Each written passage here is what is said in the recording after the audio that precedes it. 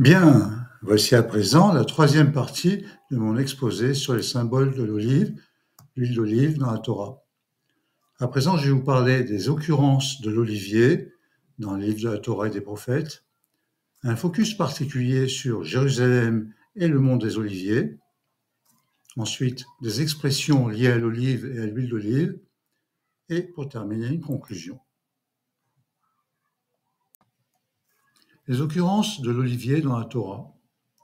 L'olivier est un arbre qui peut vivre plusieurs siècles. Il est donc associé à la longévité. C'est aussi un symbole de paix depuis l'Antiquité. Également un symbole de prospérité. On dit que celui qui possède un champ d'olivier est considéré comme ayant acquis une bonne fortune.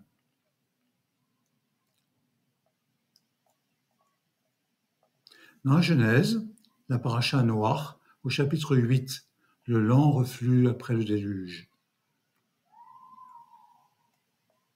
Au verset 10, il attendit encore 7 autres jours, Noach, et renvoya de nouveau la colombe de l'arche. La colombe revint vers lui sur le soir, tenant dans son bec une feuille d'olivier fraîche. Noé jugea que les eaux avaient baissé sur la terre.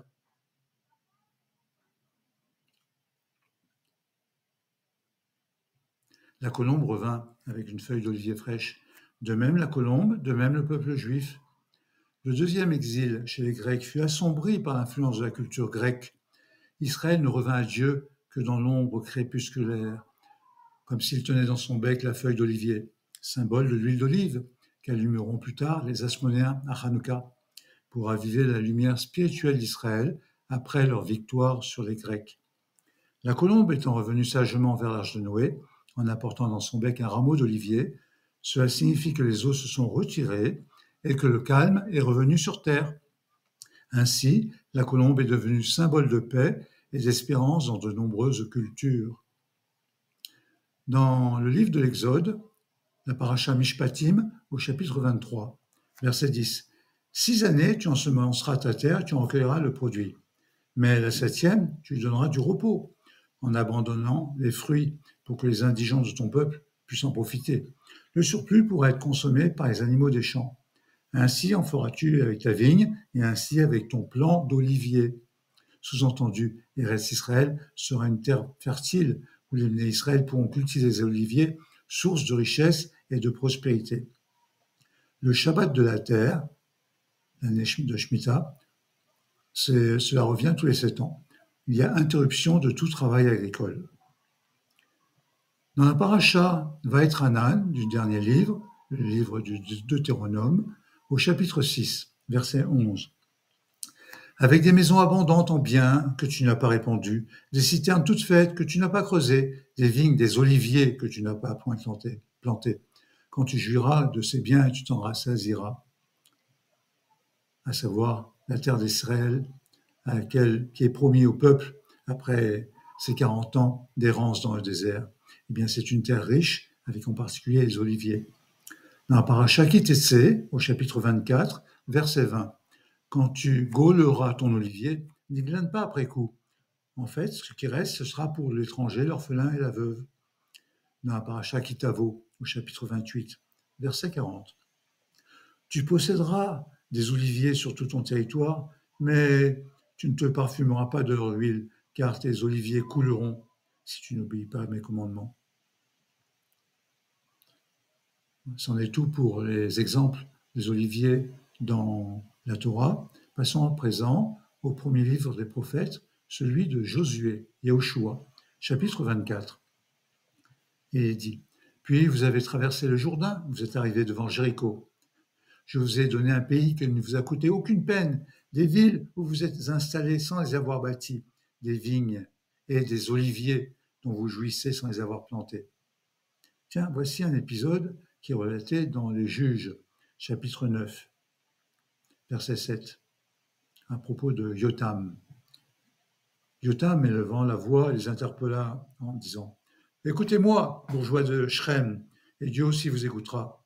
Un jour, les arbres se mirent en campagne pour se donner un roi et dire à l'olivier « Toi, sois notre roi. » L'olivier leur répondit « Quoi? Je renoncerai à mon suc que Dieu et les hommes prisent en moi pour aller me fatiguer à gouverner les arbres. Non.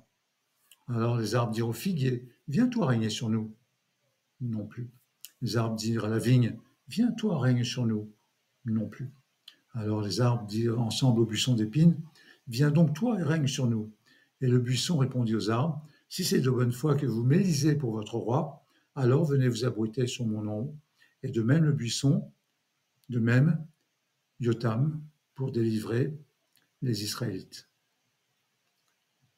Alors maintenant, un focus sur Jérusalem et le mont des Oliviers. Jérusalem est située sur des collines entre 700 et 830 mètres.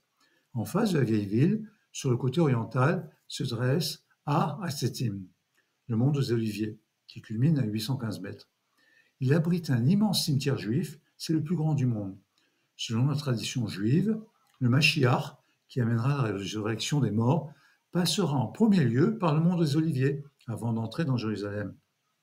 Confère ce qui est écrit dans le livre de Zacharie, au chapitre 14, verset 4. Ce jour-là, ses pieds, à l'Éternel, se poseront sur la montagne des Oliviers, qui est en avant de Jérusalem, à l'Orient, et la montagne des Oliviers se fendra par le milieu, de l'est en l'ouest, formant une gorge immense. Une moitié de la montagne reculera vers le nord, l'autre moitié vers le sud. Ce sont donc les personnes enterrées en ce lieu qui seront les premières ressuscitées. J'ai pris quelques photos à l'occasion d'une excursion que j'ai faite sur le mont des Oliviers. Voici la première photo, c'est en longeant les murailles de la vieille ville côté sud, je m'approche du mont des Oliviers et on voit l'immense cimetière juif. La deuxième photo est prise depuis le mont des Oliviers. En face, on voit la vieille ville et au premier plan, le cimetière. Sur le côté, il y a des oliviers. Cette troisième photo a été prise dans le jardin de Gethsémani. Et là-bas, il y a des oliviers millénaires.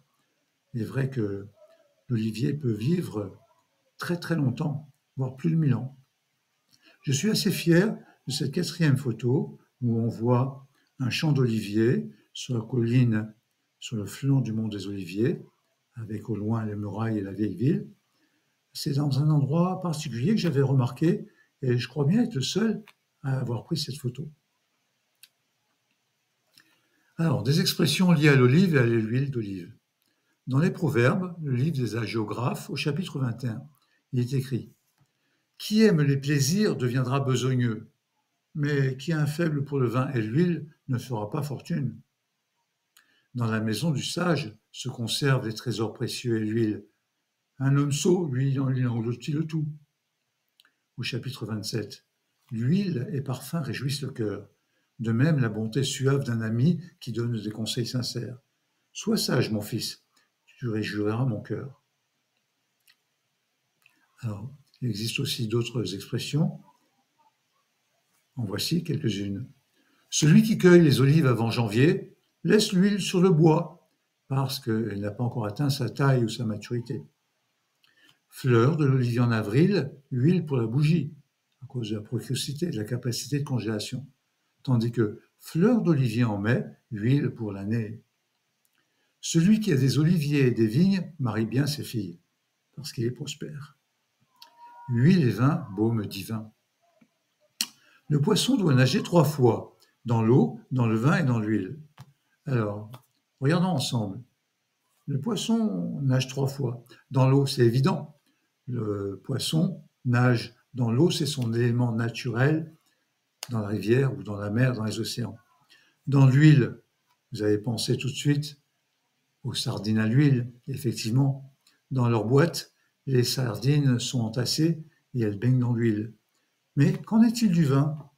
Depuis quand les poissons nagent dans le vin? Alors, je vous donne la réponse. Les producteurs de vin utilisent des dérivés du lait, ou bien du blanc d'œuf, ou bien de la colle de poisson pour clarifier leur vin. C'est une opération qu'on appelle le collage. On verse une petite quantité de ces produits dans la cuve, où séjourne le jus de raisin. Les particules en suspension dans le vin vont alors se coller à ces substances et être entraînées et précipitées au fond de la cuve, et après sont jetées. Ce qui fait qu'il ne reste plus que le jus de raisin qui va fermenter et devenir du vin, on espère du bon vin. À titre personnel, j'aime plusieurs des tableaux de Van Gogh. le murmure d'un verger d'olivier a quelque chose de très intime, d'immensément vieux. Oh, c'est trop beau pour que j'ose le peindre ou puisse le concevoir. C'est une lettre de Vincent van Gogh à son frère Théo, datée du 29 avril 1889. Voici un premier tableau avec un champ d'olivier à manière caractéristique, tout en courbe, de Van Gogh. Voici un deuxième tableau de Van Gogh également. Je les apprécie. Conclusion. L'huile d'olive est mentionnée souvent dans la Torah. Cela pour rappeler, d'une part, son rôle d'aliment primordial pour les habitants d'Eretz Israël. Je vous rappelle le triptyque, le blé, le vin et l'huile. Deuxièmement, son rôle de garniture pour toutes les oblations des minchas, comme c'est rapporté dans la Torah, systématiquement, avec les sacrifices animaux, il y a des oblations et qui sont enduites d'huile ou untes à l'huile. Troisièmement, le rôle de l'huile sacrée pour l'onction. De même que l'olivier produit une huile pure pouvant être utilisée pour l'allumage du candélabre à Hanouka, nous devons permettre aux âmes de nos enfants de diffuser la lumière pure de la Torah et des mitzvot. Voici un verre. Je le remplis avec de l'eau.